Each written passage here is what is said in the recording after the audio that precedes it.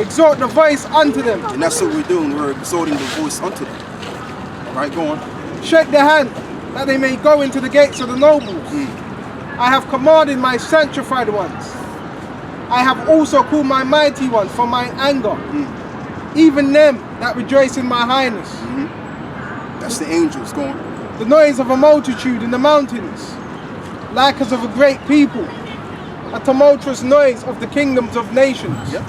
Gathered together. You're going.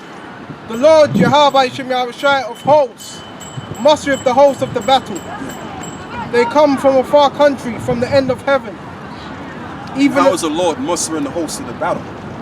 He's using his angels to manipulate the minds of mankind to do just that, so that the purpose of God can stand.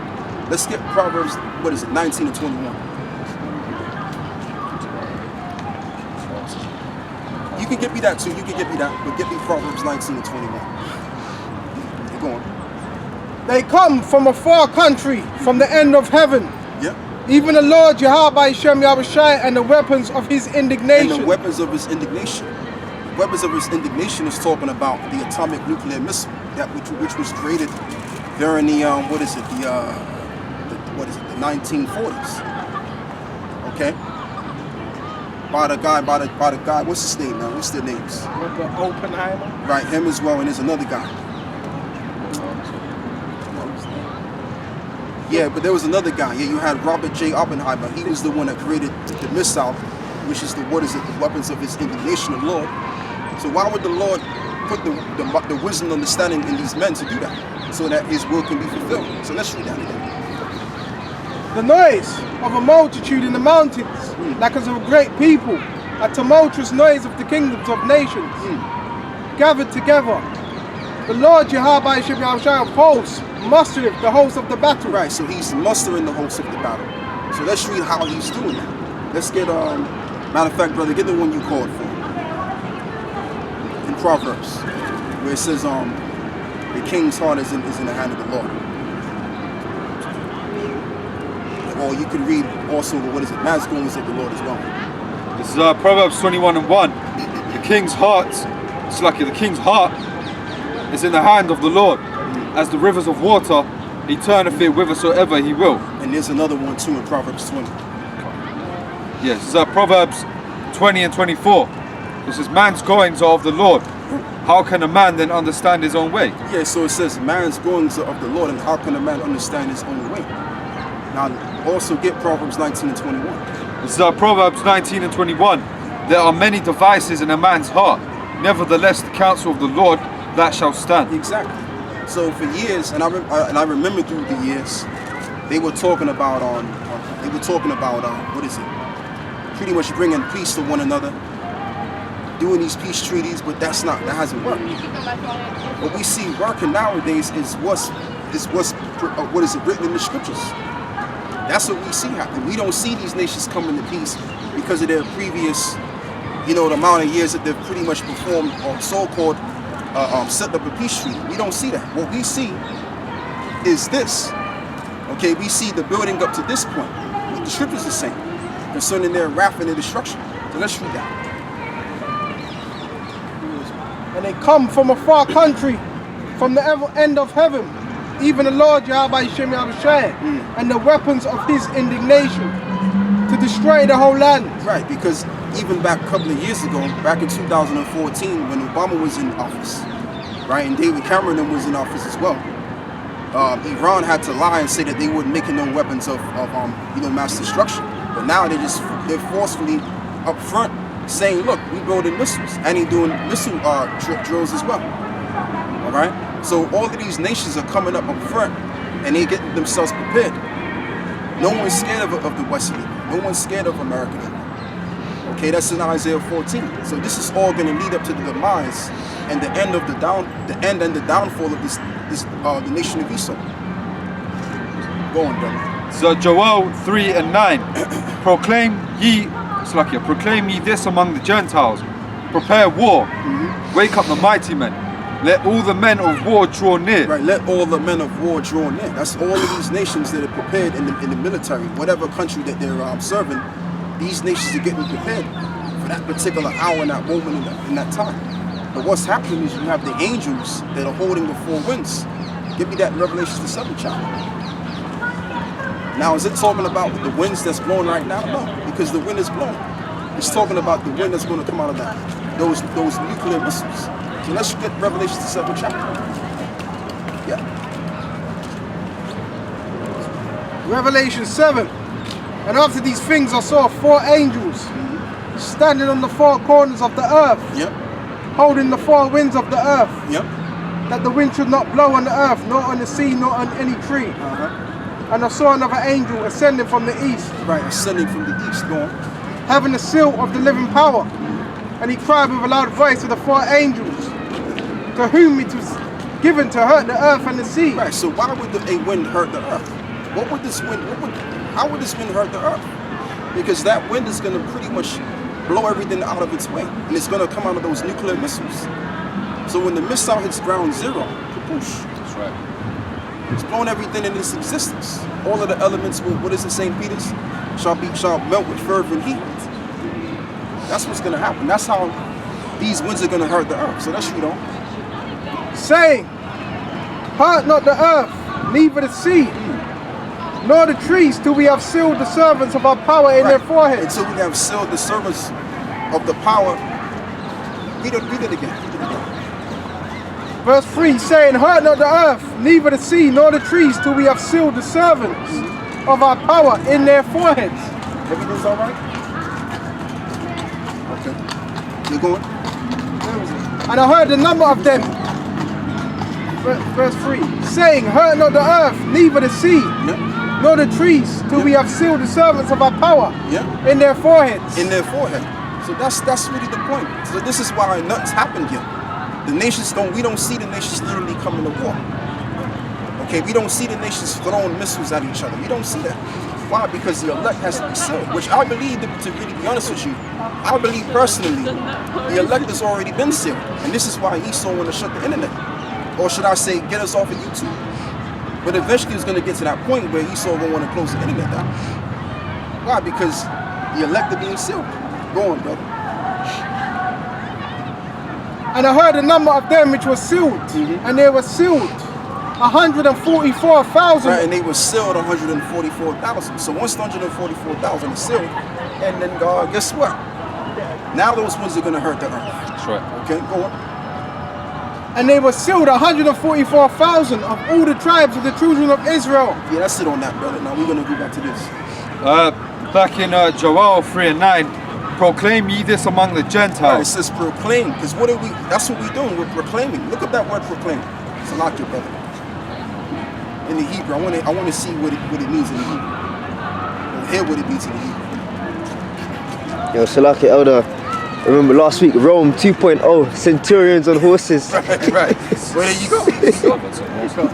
There you go. Yeah, because that's what they did in ancient Rome. They had the what is it? Those Centurions on those the horses. centurions had horses. Yeah, come on. So Britain kept that same fashion. Okay? Or is keeping that same fashion, by the way. Go on, brother. So this is the Hebrew word for proclaim in Joel 3 and 9. The word is H7121, Quara. And the biblical usage And is... the word korah, which means to read. So we're reading to you what this is all about. Let's read. You're going to read the definition anyway. to call out, recite, read, cry out, Right. proclaim. Proclaim. So we're crying out. We're reading the Bible and we're crying out these prophecies to you. That's where you get the term Quran from. The word Quran means readings. The Holy Quran, which means the holy readings or writings. You know? And that's why Muslims, they recite what they read in the Quran. But what are we doing? We're reciting and calling out what's written in the scriptures. So that's how we're proclaiming unto the nations. Read that. Joel 3 and 9, proclaim ye this among the Gentiles, prepare war, wake up the mighty men, Yep. let all the men of war draw near, let them come up. Verse 10, beat your plowshares into swords. Right, beat your plowshares into swords. Because these countries at one time were an agricultural based country or countries.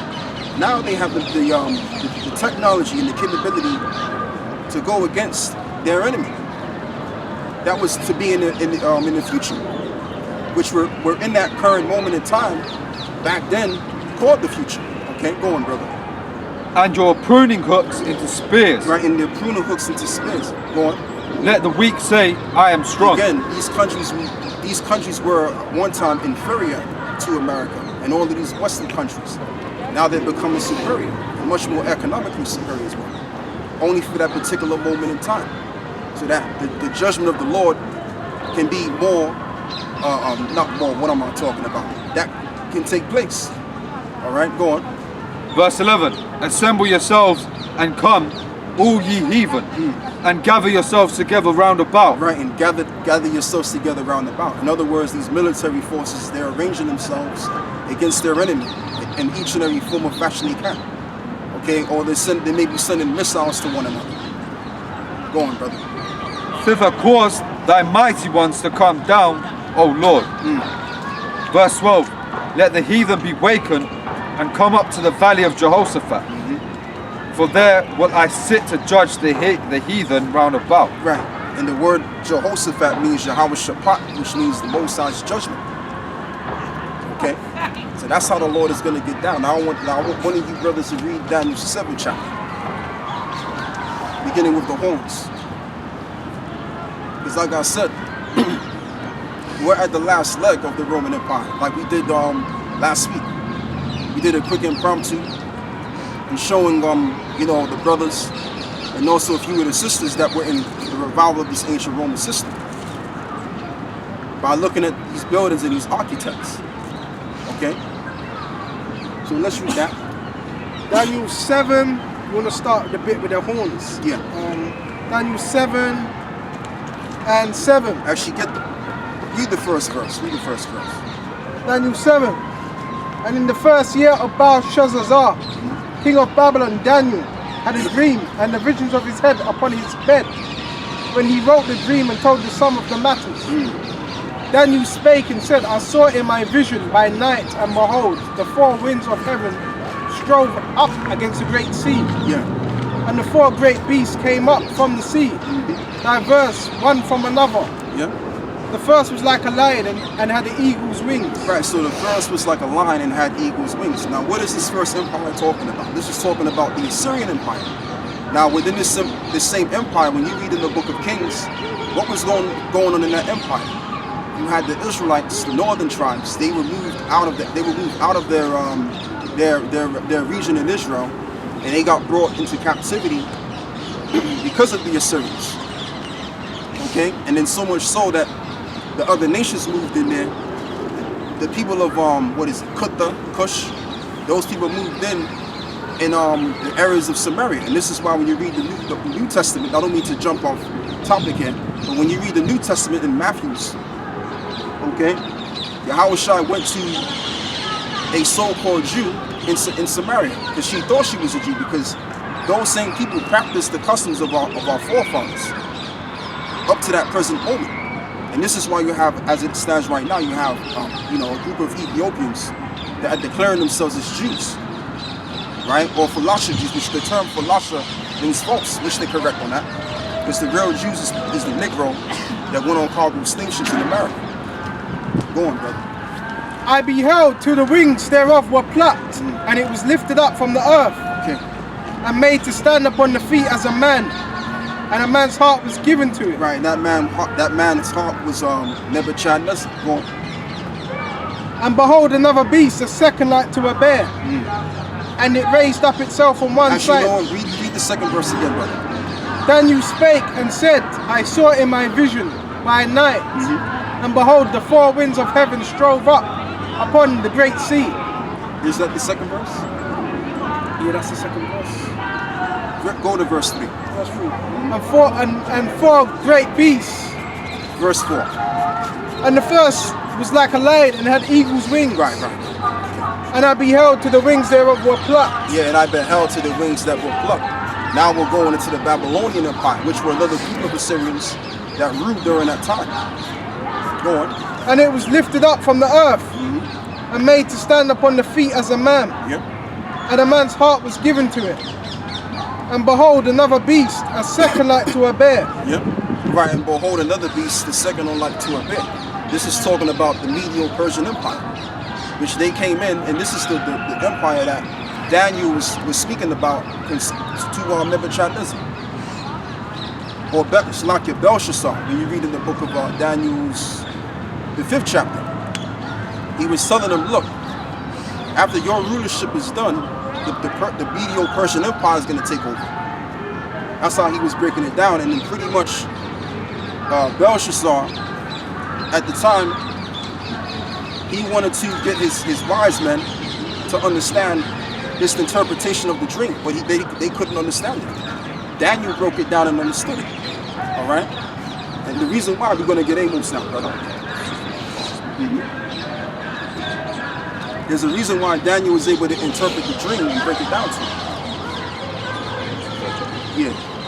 So Amos 3 and 7 says, surely the Lord thy power will do nothing but revealeth his secret unto his servants the prophets. Right, so the Lord revealed the secrets unto the servants the prophets, and the servant that was Daniel, the prophet Daniel. He was a servant unto the Lord, and he revealed, Salakia, he revealed what was going to take place towards Belshazzar, the king. Go on. And behold, another beast, a second like to a bear, and raised up itself on one side, and it had 3 ribs. Right, and it had 3 ribs. The 3 ribs that it had in its mouth was Babylon, Lydia, and also, what's the other one, man? What's the other one?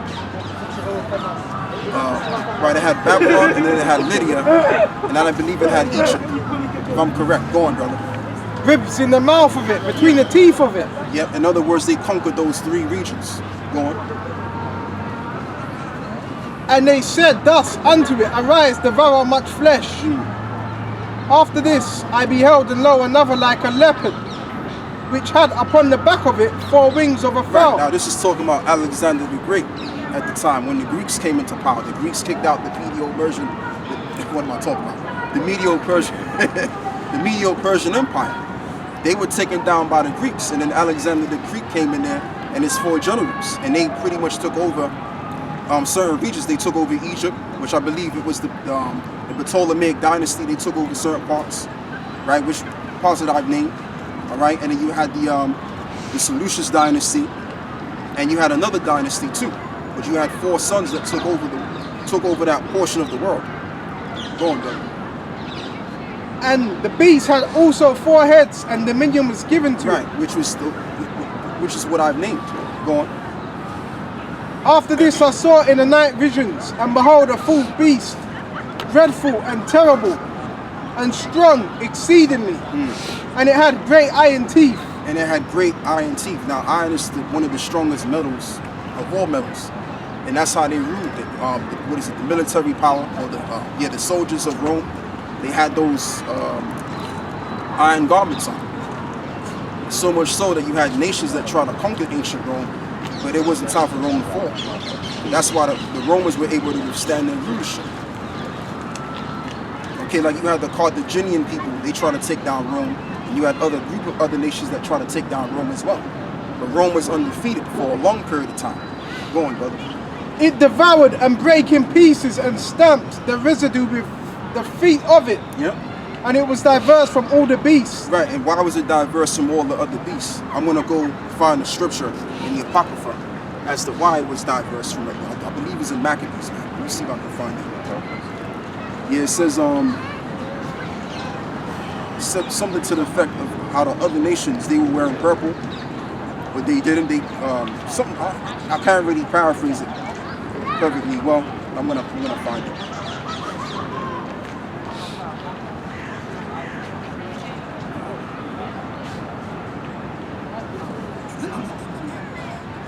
If you can, brothers, you can, find it on your phone if you want.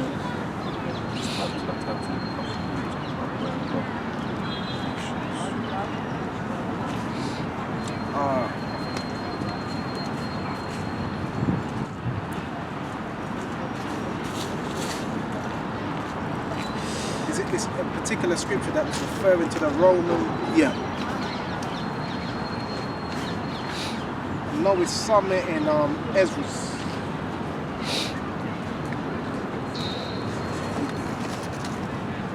I think I found it.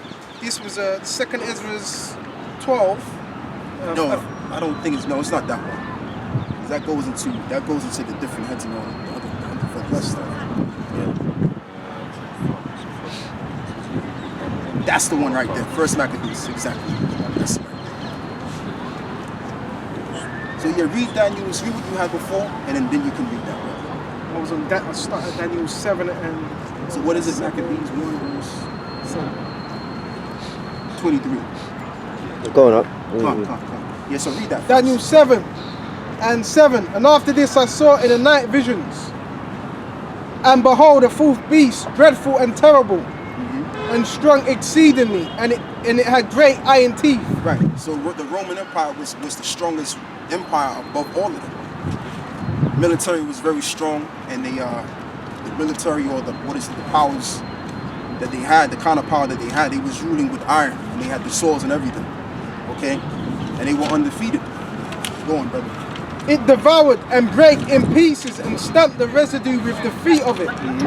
And it was diverse from all the beasts that were before it, and it had 10 horns. So what made this beast diverse or different from the other beasts? We're going to read it.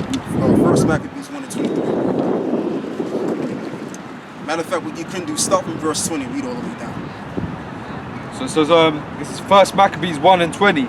So it says, and after that Antiochus had smitten Egypt, he returned again in the 143rd year, and went up against Israel and Jerusalem with a great multitude, and entered proudly into the sanctuary, and took away the golden altar, and the candlestick of light, and the vessels thereof, and the table of the showbread, and the pouring vessels, and the veils, and the censers of gold, and the veil, and the crowns of the golden ornaments that were before the temple, all which he pulled off. He took also the silver and gold, and the precious vessels. Also he took the hidden treasures which he found. And when he had taken all away, he went in his own land, having made a great massacre and spoken very proudly. Right, and the reason, and just came to my mind just now, the reason why you don't see those dark Egyptians anymore, because the Ptolemies, they kicked out, those people, and that's why those people fell right back into Sudan. But what you have now is those Arabs that are claiming to be the Egyptians now, and that's why they're not there anymore. Go on, bro. Yeah. First Maccabees.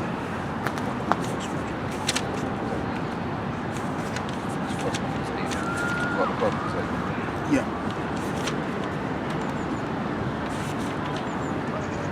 So this is First Maccabees 8 and 13. So it says also whom they would help to a kingdom, those reign, and whom again they displace. I tell you what you do. Read from verse 10. Yeah. So this is our First Maccabees 8 and 10. It says, and they, having knowledge thereof, sent against them a certain captain, and fighting with them, slew many of them. Yeah. And carried away captives their wives and their children, and spoiled them, and took possession of their hands, and pulled down their strongholds, and brought them to their servants unto this day. It was told besides. Yeah, Ram, is the camera focused on it? Yeah, I got it. Verse 11. It was told him besides how they destroyed and brought under their dominion all other kingdoms and isles that at any time resisted them. But with their friends and such as relied upon them, they kept amity, and that they had conquered kingdoms both far and nigh, insomuch as all them insomuch as all that heard of their name were afraid of them. Verse 13. Also that whom they would help to a kingdom, those reign, and whom again they displace. Yeah, keep going. Finally, that they were greatly exalted. Yet all of this, none of them wore a crown, or was clothed in purple, to be magnified thereby. So this is talking about the Roman Empire now. So they all, what is it? So the other nations, when they came into power, they would put crowns and wear purple. But this nation was different. Let's see how this nation was different. This beast was different. Go on. Moreover, how they made for themselves a senate house. Right, but they made themselves for a senate house. Because the other nations, when they would come into power, like the Persians, if the Persians came into power, or the Babylonians came into power, they would set crowns upon their head and they would rule in a different way, where they would have their family member. Like let's say you had you was a father and you was a king, and you pretty much died and perished. Your son would take after you and rule in that stead. But what the Roman Empire does is they'll set up senate houses, and then they'll have these different parties. They'll come and conspire to one another, and one party will vote for this prime minister, another party for the next one. And then these prime ministers, they would reign for probably a season of 4 years and a half, or one will last for 6 years or 8 years, which is confusion anyway, because the way it was set up in the ancient world, if you was coming from a royal line, then that's how your empire was structured. Okay, those that were set up to be in power, that family group, they pretty much set the kingdom. But the way it's set up right now, this is the revival of the ancient Roman system, is as in the ways of the old beast. That's why it says in the scriptures. Give me Revelations the 17th chapter, brother. This is why it says in Revelations, I believe it's 17, where it says they exercise all of the power of the beast.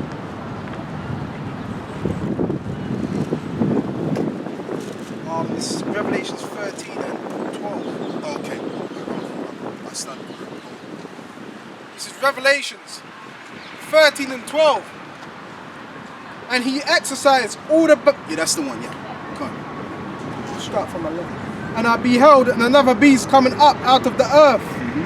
And he had two horns, like a lamb. And he spake as a dragon. Yeah, how you doing, man? Yeah, everything's all right, man. What's your message? Yeah, we're just preaching the Bible, we're going into prophecies and stuff like that. Yeah. Great. Well, good thing. It's a free country, you can preach here. Preaching's okay? Yeah, it's all right, man. Aye, man. I'll take care, man. Irish, man. Yeah, come. And he exercised with all the power of the first beast before him. Yeah, what is the first beast before him? The ancient Roman Empire. So this empire did the same thing. You see? So now what we're going to do, brother, we're going to read that again. Baba Bushar. Start from verse, With your level. Yeah, from the top. okay. Yeah.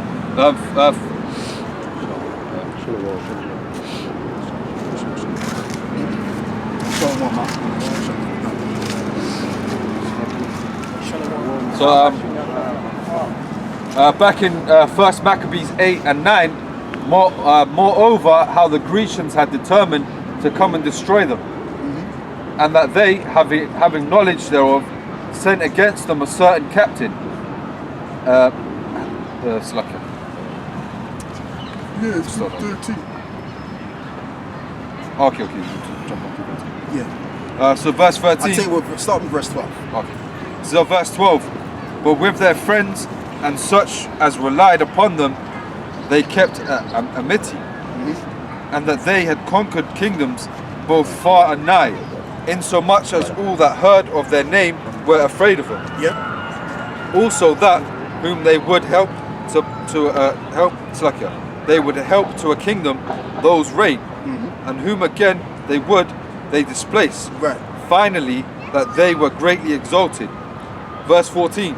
Yet for all these none of them wore a crown, or was clothed in purple, Right. to be magnified thereby. Like I said, because the other nations, when they came into power, they would either wear a crown or they would wear purple to declare that they're ruling right now. But what Rome did is they set up senate houses, where parties would come together and vote for what prime minister they want, like how you have it right now.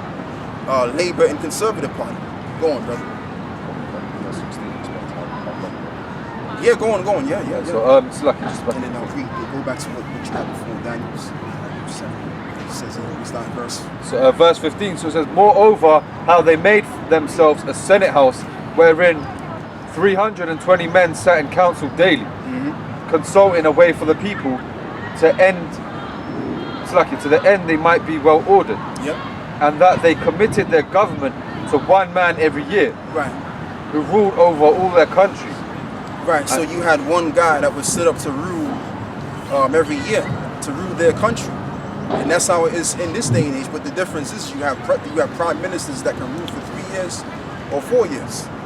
And mainly in America, you have presidents that can reign for maximum 4 years if they're not impeached, or they can go for the full 8 years. You see? So like, I mean, if they don't have a double term. Go on, brother. And that there was neither, Slakia, verse 16, and that they committed their government one man every year, who ruled over their country, and that all were obedient to that one. Right, and they were all obedient to that one. You see, so the people would have to abide by that one president that was set up, and this was happening in the ancient Rome. So they would set up Senate houses. The parties would then vote whatever they wanted, and then pretty much once that president gets in there, or prime minister, same thing. Because the word prime minister means first servant. You know, is everything all right? Yeah, you're not allowed to do that here. I told you we are allowed to. Because we was in what is it, Green Park? So what are you guys doing here? No, we're just preaching the Bible. That's all we do. Preaching the Bible. Yeah, that's all we do. Okay. You know, we're not no Muslims or anything. We're Christians. No, that's good. You know? Yeah. I'm Muslim. Huh? I'm joking. All right, take care. I mean, you have to be on the lookout. You have to be on the lookout. You know? Yes, oh, he was probably just joking. He said we're not supposed to be here. For the spirit. You read the scripture? Yeah, Slakia, just. Yeah, go on. First Maccabees 8 and 16 finish off, and it says, and that there was neither envy nor emulation among them. Right, there was no confusion among them. They all agreed. They all came together. They all agreed with one. You see, that's how it was back then, and it's probably different now because the Lord is bringing a division amongst Esau. So it's different now, but back then they were all in one. You know, they were all in one place. They all agreed on one thing, so to speak. Go on, brother. Verse 17, in consideration of these things, Judas chose Eupolemus, the son of John, the son of Akos, and Jason, the son of Eleazar, and sent them to Rome to make a league of amity and confederacy with them, and to entreat them that they would take the yoke from them, for they saw that the kingdom of the Grecians did oppress Israel with servitude. Verse 19, they went therefore to Rome, which was a very great journey, and came into the Senate, whereby they spake and said, Judas Maccabeus with his brethren and the people of the Jews have sent us unto you to make a confederacy and peace with you, Right. and that we might be registered with your and that we might be registered your confederates and friends. Right. Yeah, so that's it on that. So I just wanted to read that point. The reason why I'm kind of smirking, right, is they came up and you know, they were like, what are you guys doing here? So I said, we're not Muslims. So the guy laughed because that's what they thought. That's why he started laughing. Oh. You know, so I was just smirking at that. Yeah. Because they see guys with beards and everything, and they see the guys with robes, automatically, man, we gotta get these Muslims out of here. They automatically think that we're Islam. We're not no Islam. We're claiming the Bible. What Muslim read the Bible the way we do? You know? But they don't know that. They just see the beards and they see the robes.